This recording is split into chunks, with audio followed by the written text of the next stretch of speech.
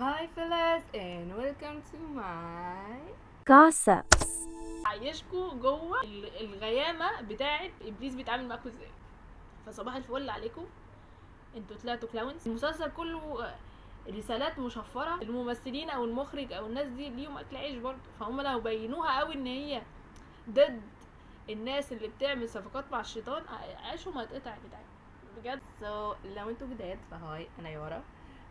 لو انتوا موجودين معايا في الصالون وحشتوني عاملين ايه؟ كويسين. الموضوع النهارده دسم اعتقد شايفين في الكابشن انا كاتبه ايه. طب هنخرج من المأزق ده ازاي؟ هقول لكم لان انا شفت معظم التعليقات ومعظم الناس اللي بتتكلم عن المسلسل which is الجني ميكا ويش او جني تحقيق الامنيات او مال تحقيق الامنيات whatever اللي تسموه. الناس اللي بتتكلم عن المسلسل ان هو بيسيء للاسلام وان ما ينفعش نتفرج عليه وقطعوا المسلسل كل ده وانا بتفرج على المسلسل. يعني انا وصلت للحلقه الرابعه واللي هو هنعمل ايه؟ نكمل ولا احنا كده بنعمل حاجه غلط؟ الناس دي شايفه حاجه انا مش شايفاها، يعني في حاجه غريبه. ليه هقول لكم. بيتكلم انه الشيطان في المسلسل ده هو ابليس مش ديمن مش لوسيفر. يعني هو لو كان ديمن او لوسيفر كنا عديناه عادي، بس هو هيكون ابليس. استني يا امال، شفتها كده بجد. يعني انتوا اتفرجتوا على ماي ديمن واتفرجتوا على ديث جيم وانا شفتها برضو، اللي هو كان طالع فيه اصلا ملك الموت بنت صباح القشطه. فدي حاجات اصلا احنا عديناها، بس تيجي عند ان هم يصدمونا قوي كده ان هو فعلا ابليس واحنا بنتفرج على البطل اللي هو ابليس. طب ما انتوا بتتفرجوا على البطل اللي هو ديمون ويتشز بالعربي شيطان ويتشز بيؤدي لنفس النتيجه صباح الفل.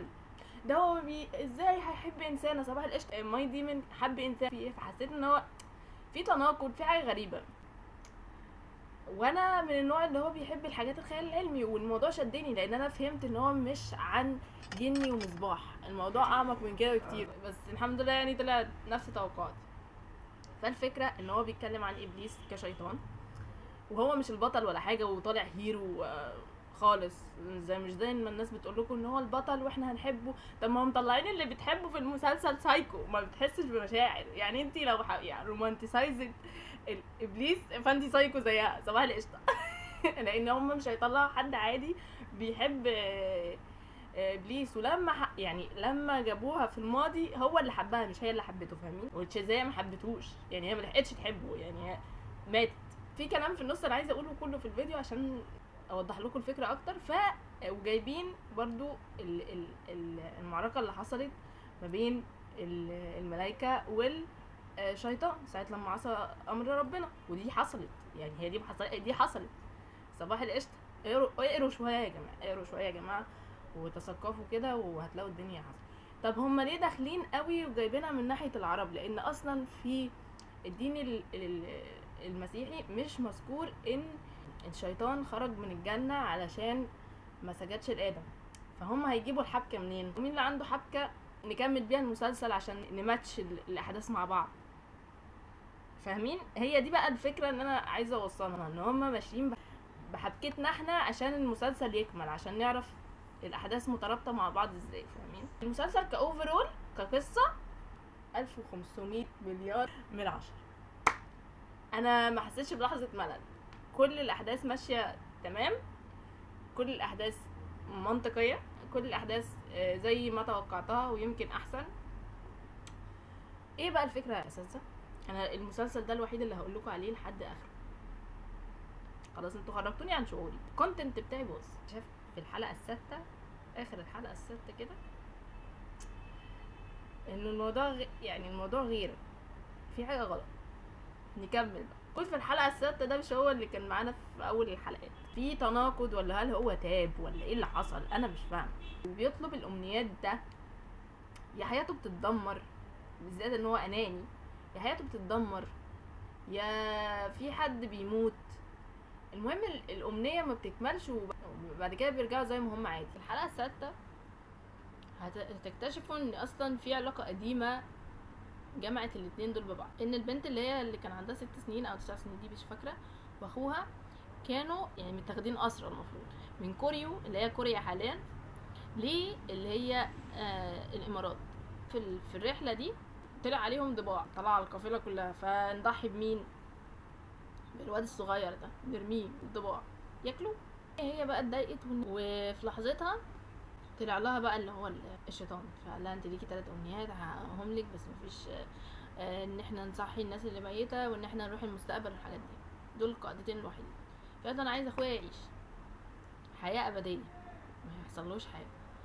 ففي وسط ما هو بيحقق لها الامنيه، المعظم القافله دي ماتوا، فهي اتصدمت. فطلع لها عزرائيل بقى، قال لها شفتي بسببك حصل ايه، بسبب الامنيه اللي انت تمنيتيها عشان هو يعيش حياه طويله، فتسببتي في موت بتاع 15 تاجر من اصل 17.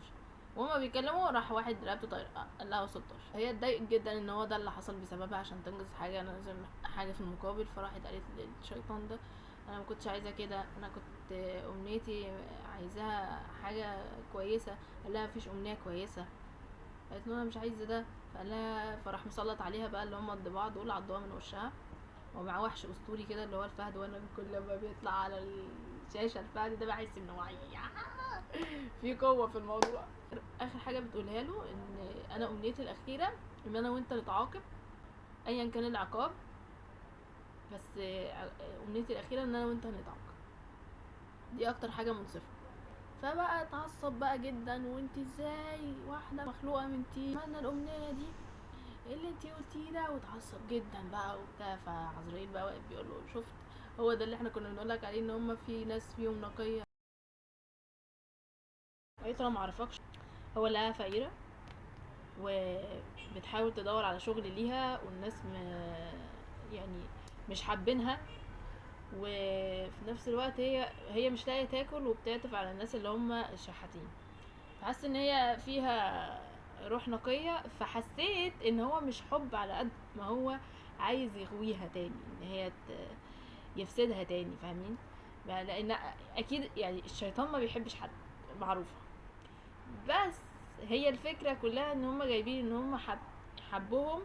فطالما هم وقعوا في خطيئه ان هو حبهم، فهم عارفين ان هو لو حد حب حد هيتحشر معاه. انا قلت لكم انا خدتها من نقطتين: نقطه هو حبهم فهم هيتحشروا معاه زي ما انا ما قلت، والنقطه التانية ان هو بيحاول يغويهم للاخر فيتحشروا معاه بقى. واللي اكد على الكلام اللي عزرائيل بعديها بشويه يقول له انت بسبب ان هي في حياتها الاولانيه وحياتها التانية حبيتك او انت وقعت في حبها، فمصيرها النار، مصيرها محتوم يعني من الاول خالص. فهي دي الفكره، ان هو في افكار يعني اعمق من الافكار اللي باينه بس بره.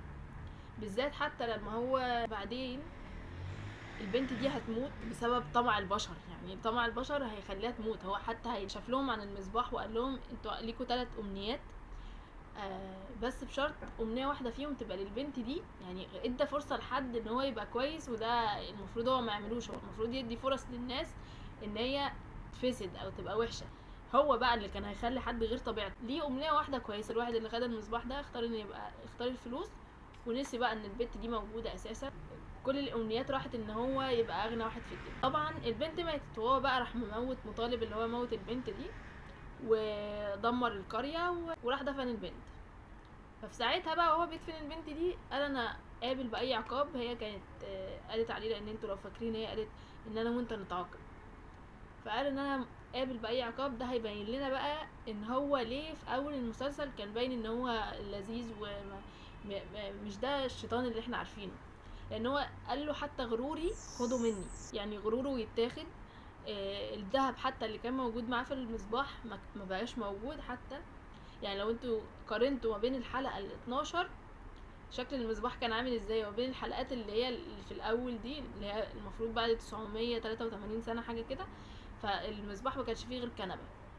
وتالت حاجه كانت ان هو ذاكرته اتاخدت منه اللي هي ال20 سنه، لان هو قال انا برضو كان ليا 3 امنيات منه، والظاهر ان انا استنفذتهم. مش حوار ان هو انسان حب شيطان او شيطان حب انسان. هو اصلا هيبين لكم في الاخر لما جدتها ماتت هي ابتدت ان هي مش حاسه بمشاعر، فهي عايزه تحس بمشاعر لاول مره حتى لو يوم، ودي كانت اخر امنيه ليها. حتى هو قال لها لا انت كده هتنسيني، انت ما كنتيش عايزاني اخسر. فقالت له انا عايزه الامنيه دي تتحقق باي شكل. فالمهم ايه، حقق لها الامنيه دي وهعيشها المشاعر، عاشت كل المشاعر، مشاعر جدتها، مشاعر الكتابة اللي هي موجودة على المصباح، لأن في كتابة كانت موجودة على المصباح، كل المشاعر كل المشاعر. فبعد ما هي خدت الأمنية الأخيرة ليها، هي ماتت وهو مات، 3 أمنيات بتوعها ما كانوش أنانيين، ما كانوش ليها. حتى وهي بتقول انا انا اخر امنيه ليا هتبقى انانيه جدا، هي ما كانتش انانيه، كانت عايزه تحس بمشاعر الناس اللي حواليها مش مشاعرها هي. انتوا فاهمين؟ فده اللي خلى الحكم يتنفذ على اللي هو ابليس ده وما يبقاش موجود. فهي هتموت وهتبقى ابليسه. فهمتوا الموضوع جاي منين؟ والنهايه الناس عماله تقول النهايه سعيده، ماتت وبقت ابليسه، فهي بقت شيطان برضو، بقت في النار برضو، بقت بتحقق الامنيات برضو، يعتبر مكان ابليس اتاخد. فيا جماعه هي النهايه مش سعيده، انتوا اللي متهيأ لكم. على فكره هو المسلسل كله متهيأ لكم حرفيا، هو عايشكم جوه الغيامه بتاعه ابليس بيتعامل معاكم ازاي. انا شفت ناس كتير قوي بيقولوا انها سعيده لانهم عملوا مسلسل مع بعض في 2016 تقريبا، هما الاثنين برضو سوزي وبين. اول مره احفظ لكم اسم ممثلين. نهايه المسلسل ده كانت حزينه. انتوا متخيلين احنا فين؟ انتوا متخيلين القصه رايحه بينا لفين؟ ان هو حتى الشخص اللي وقع في حب الشيطان مصيره النار، او مصيره يبقى شيطان زيه، لان هي كانت سايكو. فصباح الفل عليكم، انتوا طلعتوا كلاونز والنهايه مش سعيده. فالحرفيا اللي شدني ان هي القصه واقعيه بطريقه انتوا مش متخيلين بجد. فالفكره ان هو الشيطان مش هيجي يقول لك انا شيطان، ما هي وصلت لك ازاي؟ فاهمين؟ هي لما قابلته هو مصر ان هي تاخد 3 امنيات، فقالت له انت مصر قوي كده ليه؟ قال لها المفروض اللي هديله الامنيات ده انا لازم افسده، انا واخد عهد ان انا هفسد اللي انا هديله الامنيات ده وابين ان قد ايه البشر دول وحشين. فقالت له خلاص انا بالنسبه لي انا هختار، انا عايزاك توريني الوحش في البشر اللي انت هتحقق لهم الامنيات دول، لو عرفت تفسدهم انا هطلب منك الامنيات. قالت له انا عايزه نفس الامنيه دي بس هتعملها مع اهل القريه. قال لها تمام مفيش مشكله. في واحد من الامنيات اللي هيطلبها كلب. ما تسالنيش ازاي. حلو في الموضوع ان هو واخد منحنى كوميدي ودراما واكشن، بس الكوميدي مكتسح بقى عامه. انا بالنسبه لي المسلسل ده مسلسل كوميدي، وبيتكلموا فيه عربي مكسر كده مكسح. وصل وحقق كذا امنيه لكذا حد، وطلع لكذا حد، ودمر كذا حد. مش هنقول هو اللي دمر، هم اللي دمروا نفسهم، لان هم اولا عملوا صفقه مع الشيطان، ثانيا طمعوا قوي، كل ما حد يطلع له المصباح ياخدوا الطمع. يعني في واحد منهم كان عايز يزود قناه اليوتيوب بتاعته فزودها، فمراته بتقول له طب طالما انت معاك مصباح ما تشفي بابايا، يعني انا عايزه منك امنيه واحده. قال لا لا لا كمان شويه مش عارف ايه، خلينا نكمل الشغل شويه. وهي ابتدت تتضايق عشان طلبت منه كذا مره وهو مش عايز يعمل كده، فابتدت تتضايق فحذفت القناه. ده بقى قصاد الامنيه اللي انت هتاخدها الخساره، فاهمين؟ فهو كل ما يحقق امنيه لحد يبقى فيه خساره فيها، يعني الامنيه مش كامله. انت خلاص اخترت الحلو، شوف الوحش بقى. لا مفر يا حبيبي، خلاص انت عامل صفقه مع الشيطان، مش ما لجأتش لربنا، فاهمين؟ هو اصلا اولا ربنا هو اللي خلقه، ثانيا ده شيطان. فلما هي شافته كده بقى راحت مغيره الباسورد بتاع القناه ومسحت القناه. قالت له مش انت مش عايز تديني الامنيه؟ القناه قصاد الامنيه. فهي طلبت بقى تاني امنيه ليها، وهي كانت ان جدتها تفضل عايشه معاها وعايزاها تبقى في نفس سنها. يا بقى على القصه دي تحفه بجد، يعني هي صحيت لقيت نفسها رجعت شابه تاني، فعايزه بقى تنطلق، اروح البس واروح كافيه واروح اخد، كانت بتاخد لبسها اساسا تخرج بيه، هي كان كل شويه يا ريتني موت. بس الحلو ان هي ما نسيتش برضو ان هي لسه جدتها، يعني هي ما غرهاش الموضوع قوي. عزرائيل طبعا هيجي يصحيها للواقع، هيقول لها تيتا انت فاكره ان كل ده هيستمر؟ انت مصيرك موجود، هتموتي. هموت ازاي؟ انا في العشرينات دلوقتي. قال لها يا لكم من اغبياء ايها البني ادمين، امركم غريب ايها المصريون. المهم الامنيه ما بتكملش وبعد كده بيرجعوا زي ما هم. بس فهي دي الفكره، ان هو مش جاي للناس اللي هو طالع لهم على هيئه ان هو شيطان وانا جاي اوسوس لكم وانا جاي اعمل لكم، لان هي دي الحيل اللي هو بيستخدمها فعلا في الحقيقه. فاهمين ازاي؟ فجماعه البتاع ده تحفه، اللي بيحب المزازه 10 out of 10. قصة ان هو بيغويهم ازاي، بيسيطر على عقولهم او بيوسوس لهم ازاي. هو مش بيسيء للاسلام على قد ما هو بيسيء للناس اللي بتعمل صفقة مع الشيطان ويوريكوا هي بتيجي منين، الطمع فين. الناس اللي فعلا مش كويسة هم فعلا يعني مكانتهم هنا لسبب، لان هم لو طلعوا اكتر من كده هيبقوا مش كويسين. يعني الست اللي هي طلبت تبقى مديرة الفرع دي، هي كانت الاول علاقتها مع بنتها كويسة لما كانت فقيرة، لما بقت غنية علاقتها بقت زبالة مع بنتها وحياتها اتدمرت واتطلقت كده. وجود عزرائيل، هو مش عزرائيل موجود، عزرائيل موجود، ملك الموت موجود. في حته ان هم بيقولوا هم جايبينه على هيئه انسان. في مسلسل كامل انا كنت بتفرج عليه وانا صغيره عن قصه النبي يوسف عليه السلام، وكلنا كنا بنحبه، مفيش حد ما كانش بيحبه، كلنا كنا بنحبه. جايبين لما هم بيجوا يتكلموا مع ربنا او كده، حته ان هم جايبينه كنور دي انا محترماها جدا بصراحه، حاسه ان هي ما فيهاش اساءه. ايه اكتر حاجه حسيت بيها ان هم ليه يا عزيزي ابليس دي ما تقبلتهاش ولسه مش متقبلها لحد دلوقتي. هم على فكره مش مبينين عزرائيل ان هو شرير، هم مبينين ان هم معاه الحق. انتوا لو خدتوا بالكم هو في كل مره هو بيحاول ان هو يوقف اللي بيحصل، والبنت اللي هي يعني بيحاول يحمي البنت دي من شر ابليس زي ما عمل قبل كده. بس البنت خلاص اتعمت، يعني هي خلاص هي معاه، حتى هي تقول له انت مش قلت ان انت محارب؟ طب انت ليه ما حاربتوش؟ الحته دي هتبين لكم هي وصلت لانهي مرحله من مرحله الايمان بالشخص اللي هو معاها ده. مش هقول اكتر من كده عشان ما اخشش في تفاصيل كبيره كده مش على قدي. فهي دي الفكره، ان هو حتى يعني اكن ربنا بيبعت لها رساله اللي هو تراجع عن عن اللي انت بتعمليه ده غلط، وهي مكمله عادي. هيجيب لك ايه اكتر من عزرائيل؟ طيب وهي مش خايفه منه. سايكو بقى، سايكو. فكره ان هو بيقول لعزرائيل اخويا، هو بيقول لكل الناس اللي هو يعرفهم من العالم بتاعه اخواتي. لو انتوا فكرتوا شويه هتعرفوا ان الشيطان زمان كان ملك عادي، وبعد كده ربنا لعنه فبقى شيطان. فترة ما برضو كان هو زيه زي عزرائيل، ده ملك وده ملك. فهي دي الفكره، قصه اخويا جايه منين. غير كده هم بيكرهوا بعض جدا، بس فهو فكرة ان هو اخوه مش هو اخوه عشان هو شيطان زيه، لا دي حاجة تانية خالص. المسلسل كله رسالات مشفرة وعملات ذو وجهين، فاهمين؟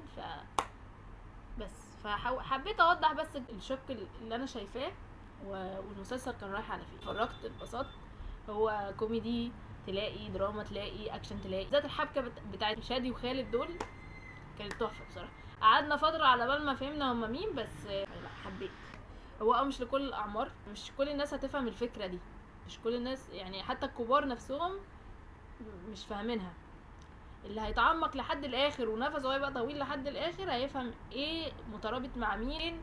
ده هو ده مش زي ما هو موضحين، لان برضو الممثلين او المخرج او الناس دي ليهم اكل عيش برضو، فهم لو بينوها قوي ان هي ضد الناس اللي بتعمل صفقات مع الشيطان عيشهم هيتقطع يا جدعان بجد. فهو مدخل لكم حاجه في وسط مسمى حاجه تانية. انا عارفه ان احنا كنا داخلين على اساس ان هي جني وياسمين والناس دي، طلعت حاجه تانية خالص، طلعت اكبر من كده بكتير. فانا من رايي ان الثلاث معتقدات موجودين، اللي هو الاعتقاد الكوري بتاع الحياه الاولى والحياه التانية والحاجات دي، واعتقادنا احنا في اول المسلسل اللي هي الحرب اللي حصلت ما بين الملائكه والشياطين والاسامي. وتالت معتقد بقى هتشوفوه في اخر حلقه لما اسرائيل كان بيوصل جدة كايونج اللي هي البطله، وهو بيوصلها تعرفوا الرمز اللي كان في رقبته كان ايه.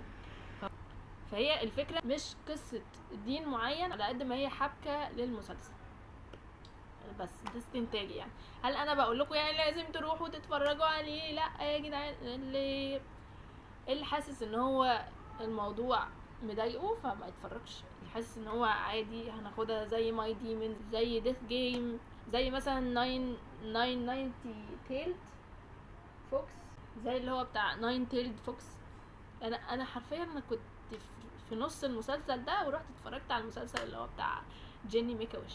فانا لو كان المسلسل ده طلع وحش، لان انا كنت مأجله ناين تيلد فوكس ده بقالي زمن من ساعه ما نزل، حرفيا قطعته في النص عشان ده نزل. يعني انا كنت مستنيه برضو، كنت مفكره ان هو قصه المصباح السحري وياسمين، فلما لقيت الموضوع اعمق من كده انا سبت ده على جنب وكملت ده. اللي غاظني بقى في الموضوع ان هو لسه نازل، فاهمين؟ هو لسه نازل، الحلقات كلها نزلت، بس دول 13 حلقه محدش لحق يشوفها في يوم. اول ما نزل لقيت الحلقات اللي هي مقاطعه. انا اول ما حاجه بتنزل والاقي بقى كم الغريب المريب اللي بيقول لا ما تتفرجوش على ده، لا بحس ان في حاجه غلط. وببص في الكومنتات الاقي انا ما لحقتش اكمل 5 دقايق ورحت عامله له سكيب، انا مش عارف ايه، انا ايه، فانتوا ما كملتوش للاخر فما فهمتوش ايه الموضوع، عشان كده انتوا دايسين في موضوع ان انا مش هتفرج عليه عشان كذا، مش هتفرج عليه عشان كذا. والحاجات اللي بيتقال عليها انا هتفرج عليها، يا جماعه انتوا ساعات بتتفرجوا على كوارث وما بتقولوش بجد، ان مجرد ان البطل واو والتمثيل تحفه. فانا بجد حاجه بسطاني ان انا ما بمشيش ورا الكلام مهما كان كتير، وبكمل على موقفي لحد الاخر عشان افهم، عشان لو وجهة نظرهم صح خلاص فانا فهمت ليه، لو وجهة نظرهم غلط فانا فهمت ليه برضه. بس فكنت عايزه اوضح دي. و yes that was it, that was the gossip, the longest gossip ever. يعني قولوا لي لو انتوا كنتوا فاهمين المسلسل كده او لا، وهل فهمتوا اصلا فكرته بعد ما انا شرحته او لا، عجبكم او لا. and yes that's it, that was the gossip of today. Don't forget to like, comment and subscribe عشان يجيلكم كل جديد. and see you on another gossip. Bye.